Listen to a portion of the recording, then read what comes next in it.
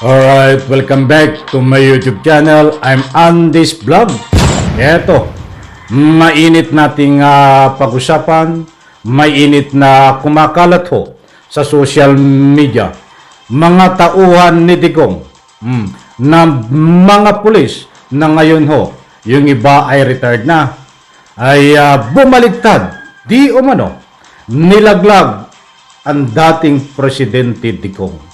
Ano nga ba itong tinutukoy natin na ito? Mga kaibigan, kaunting padaan, dito ho sa mainit na usapin, 50 pulis nakausap ho ng ICC. Ang iba di umano ay bumaliktad at nilaglag na itong dating Presidente Digong. Yan po lahat ang ating lilinawin. Mga kaibigan, bibigyan natin ng public opinion, punto de vista. Kung bago pa lang po kayo sa aking maliit pa na YouTube channel, inaanyayahan ko po kayo, please subscribe. Sabay-sabay po nating i-like ang video na ito kung nagustuhan nyo po. Okay, eto, palakpakan muna mga kaibigan at pampagana. At eto, talagang mainit na usapin. Kanina ho, sa lahat ng hindi pa nakakapunta, nabibisita ang aking latest upload, ay tinalakay po natin doon tungkol dito sa nalalapit na paglabas ng warrant of arrest ng ICC dito ho sa dating Presidente Digong. But sa puntong ito, ang ating bibigyan po din ng linaw, kasabay ho ng paglabas ng balita na ika nga po'y lalabas at malapit na ang warrant of arrest, ay kasabay din po ng mainit na usapin dito po sa ika nga po'y 50 pulis. Marami-rami ito. Ito pong 50 pulis na ito ay nakausap di umano at kinumpirma rin ho ni Senador Antonio Trillanes na nakausap ito ng ICC. Ano nga ba ang pinag-usapan? Ito po nga 50 pulis din na ho ito ay sangkot at siyang napag-utusan na naatasan sa ika nga po panunungkulan ng dating Presidente Digong at PNP Chief Bato de la Rosa. Sila ho di umano ang mga pumaslang doon sa tinatawag na tukhang. Hindi naman po magugunita nyo ho, ay hindi naman lingid sa inyong kalaman na pag sinabing tukhang noong kapanahonan po ni Duterte, ay marami ho ang binawian ng buhay at yung di umano ay isang dahilan kung bakit nagkaroon po ng pag-iimbestiga ang ICC. Ito ang latest update, mga kaibigan. Doon ho, sa 50 pulis na nakausap ng ICC, ay mainit na usapin sa social media. Hindi po lahat, hindi po lahat sa 50 pulis, yung iba di umano, ay bumaliktad. Bakit ano itong bumaliktad na ito? Bakit po natin nasabing bumaliktad? Mga kaibigan, napakainit na usapin sa social media kahit saan po kayo pumunta. Hindi ko na ho pinakita ho.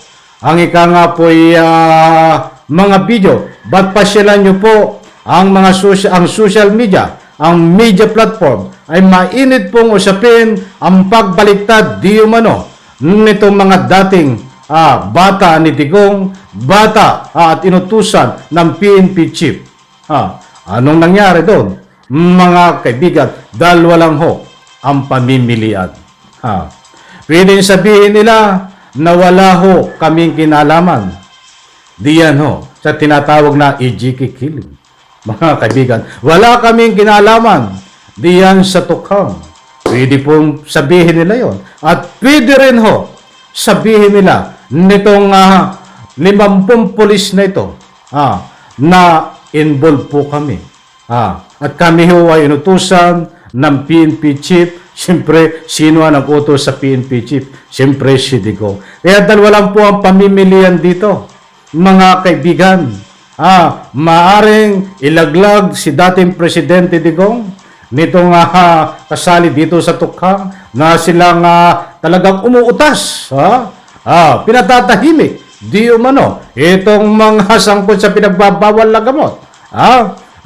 Siyempre, kung gusto nilang iligtas si Digong, ay sasabihin nila na ika nga po ay wala kaming kinalaman dyan, mga kaibigan. Kaya't abangan po natin ito. Dahil kinumpirma ni Senador Antonio Trillanes ay talagang nakipag-usap at nakausap na ng ICC itong 50 pulis na ito.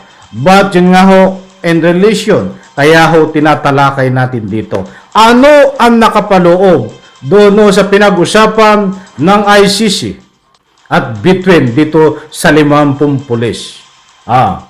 Kumakalat muli kong uulitin. Yung iba di umano ay bumaliktad upang ituro itong dating Presidente Digong. Yung iba naman ay hindi bumaliktad at inamin, wala kaming ikang hapoy kinalaman diyan. Dalawa lang po ang pamimilian. But anyway, abangan po natin. Abangan natin, hindi po natin pinapangunahan ng ICC. Tayo po ay nagbigay lamang ng public opinion dahil yan po ang mainit at pinag-uusapan ngayon sa social media, kaya't pawang public opinion lang po ang ating maibibigay dito na ika nga po inaayon dito sa mga lumalabas na ika nga po ay malapit nang ilabas ang warrant of arrest laban kay dating Presidente Digong. That's why naging dahilan din po para talagang kausapin na itong PNP. Marami-rami ito. 50 kapulisan. Sabihin natin na yung 30 ay loyal kay dating Presidente Digong. Nasasabihin nila na wala kaming kinalaman. Ay kahit dalawa na lang ang magsalita dito, pwedeng mangyari na talaga pong mayroon. Na ika nga po inutos yan. Kunwari patahimikin, taniman ng mga pinagbabawil ng gamot. Yan po ang senaryo, mga kaibigan, na gusto kong ipaliwanag. Dalawa lang ang pamimilian, uulitin ko, pwedeng ituro, ilaglag si dating Presidente Digong at siyempre, pwedeng iligtas itong si dating Presidente Digong. Kaya't napakainit pong usapin.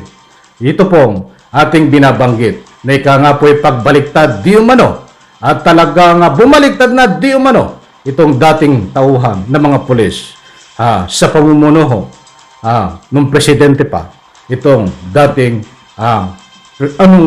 Presidente Digong. Kasabay po niyan, mga kaibigan, kasabay ng mainit na usapin na paglabasyon ng warrant of arrest na malapit na di umano bigla din nagpa-press conference itong DOJ, mga kaibigan. Hindi ko na rin pinakita ang video dito, mga kaibigan, but kumpirmado, nagpa-press conference ang DOJ at pinag-usapan doon itong 50 pulis na di umano'y kinausap ng ICC.